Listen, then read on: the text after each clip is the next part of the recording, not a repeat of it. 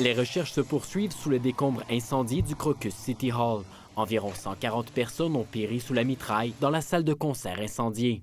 Nous savons que ce crime a été commis par des islamistes radicaux, a finalement admis Vladimir Poutine après 3 jours de mutisme. Mais le président russe persiste à porter des soupçons sur l'implication de l'Ukraine dans le carnage. Il n'y a aucune implication ukrainienne, point à la ligne, martèle le département d'État américain. Washington affirme même avoir prévenu la Russie début mars d'une attaque imminente sur son territoire. Hier, 4 hommes originaires du Tadjikistan ont comparu devant une cour de Moscou, visage tuméfié, œil au beurre noir. Ce suspect, transporté en chaise roulante, s'est même évanoui pendant l'audience. Tous semblaient porter des marques de torture. C'est dans ces conditions que 2 d'entre eux auraient reconnu leur culpabilité.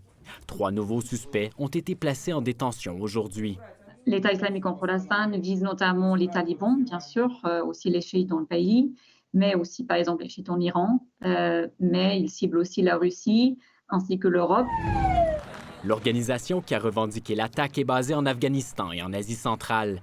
Moscou est maintenant dans leur ligne de mire pour son implication au Moyen-Orient. Le point le plus important là, c'est le soutien de la Russie envers le régime syrien, qui a mené aussi, ou qui mène encore une guerre entre État islamique central. Donc c'est pour ça que la Russie est quand même la cible idéale. L'attentat pousse la France à rehausser la sécurité au niveau d'alerte maximale. 4000 soldats supplémentaires seront déployés pour assurer la sécurité dans l'Hexagone. Emmanuel Macron a même admis que des attaques ont été déjouées depuis le début de l'année.